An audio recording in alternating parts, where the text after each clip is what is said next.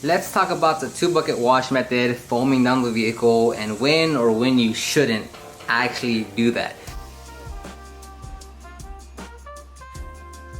Now, back in 2010, 2011 when I first started, it's been a while since I've kind of just addressed why I don't do that.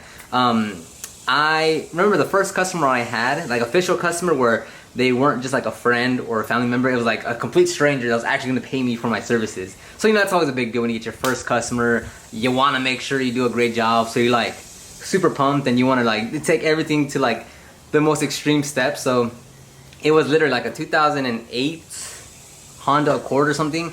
It wasn't dirty at all. Like it was basically like just a light little layer of like dirt, and the inside a little bit of dust, and it was just a driver's side that's the only person that got in there. So for all, you know, it was just a maintenance cleaning. It wasn't bad at all. And I remember like that's when I was like, you know, in the weeds of detailing, and I was watching a lot of detailers and on the forums and such. And I remember my process for just a simple wash and a basic interior cleaning was I took my pressure washer, took my foam cannon, took 3 5-gallon buckets. I had one was for my wheels, and one was a rinse, and then one was the soap wash solution. And I foamed the vehicle down, rinsed it down. Then I had 3 wash mitts, one to wash the top part of the vehicle, one to wash the middle part of the vehicle, and one wash mitt to wash the bottom part of the vehicle.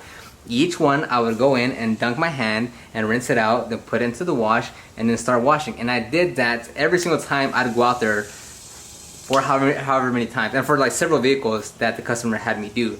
And you know, like at the time I just thought that's what you were supposed to do. Like that's what everyone on the forums and the YouTubes were saying to do. So that's just what I followed. And you know, I just, for whatever reason, like I was just like, this is a lot of work. Like I know the car is not polished or corrected or protected, not really coated at that, you know, that long ago, but, or not even protected. So like there wasn't, you know, I was like, well, why am I, it's not even that dirty. Like why am I spending all this water first of like on the ground? Like there's a bunch of water everywhere to begin with. Like people are walking over, like why am I so much water, so much soap? And it's taking me quite a bit of time to do all this for it's not that dirty. So after that I was like, okay, I need to cut back on, like I don't need to do this foam, this pressure washer or this foam thing. Like I'm just gonna go with the 2-bucket wash method. And I just did that. And at that time I didn't really do rinseless washes, so I just stuck to a 2-bucket wash method. And just, you know, over time, over weeks, months, getting more cars, you start to look at it and you're like, you know, like that car is not, it's been through the dealership washes, it's been through a ton of washes. It's like it has a subscription at Mr. Bubbles on the street for $5 for unlimited washes. So I already know the vehicle is completely banged up with swirls and scratches from improper washing and drying. So to me, do I need to step in there and be super professional and super like careful with every single thing that I do when it's not gonna make a difference on the end result? Granted, they just want a clean car, right? Like this, they just want their vehicle washed. Great, you know, if it is dirty and you wash it, it's clean, great, of course. But I'm referring to like, if there is a light layer of debris, dirt, whatever, and you don't rinse it, or you don't foam it, you don't rinse it, you don't 2-bucket wash it, you still clean it, it looks better because it's cleaner. But maybe you did install a few swirls and scratches, micro swirls and scratches, like it's not permanent damage. It's like you can polish it out easily. So at that point, is there really a difference if I do the full method of the foam and the 2-bucket versus I just do a rinseless? And the ultimate answer for myself, you're gonna be different, but the ultimate answer for myself was like, no, there's not a difference, right? Like the customer just wants a clean car. I'm gonna give them a clean car. Whether I even add or add or remove swirls and scratches, they don't really care about that, right? And this is knowing the customer that you're working on. For instance, on a vehicle that I know that's 5 years old, that's never been corrected, never been protected, not gonna be corrected or protected, and has always been taken to a, you know, subscription unlimited car wash place, I know that it's banged up. There's gonna be swirls, scratches, holograms, maybe even rids. Like it's gonna be all that in the paint. Now, where if we have a customer that's been corrected, that's been coated, that is swirl free, I'm gonna take a different approach to that. So it's you know, it's not just like, it's not always absolute answers with you guys, right? Like it's not saying if it's this, it's just gonna be this every single time. No, it's if you gotta fit your services to the vehicle that you're working on. If it's corrected, if it's coated, yeah, you're gonna take a different approach. if it's not corrected, if it's not coded, if it's not gonna get corrected or coded, then you're gonna take a different approach because it just requires a different level of attention, and that's fine. And I know some people are gonna be like, wow, Oscar, you're a scam, you're a hack. Every single card you touch should be like the absolute best one.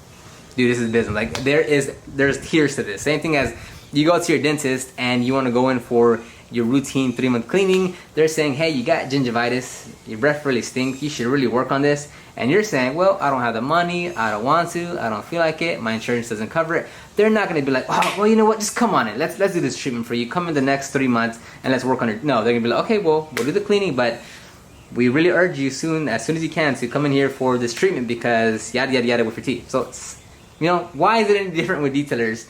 Because what? Because we enjoy what we do, because it's a passion, because, like, why? Like, what is the difference? So, when it's necessary, you go the extra steps. When it's not necessary, you don't need to go through the extra steps. On top of that, you need to make sure you're being paid for all the work that you're doing. Like, I know a lot of detailers, because I talk to a lot of detailers, love to do a lot of extra work because they enjoy it. It's their business, it's their shop, build clout on Instagram, hashtag detailer.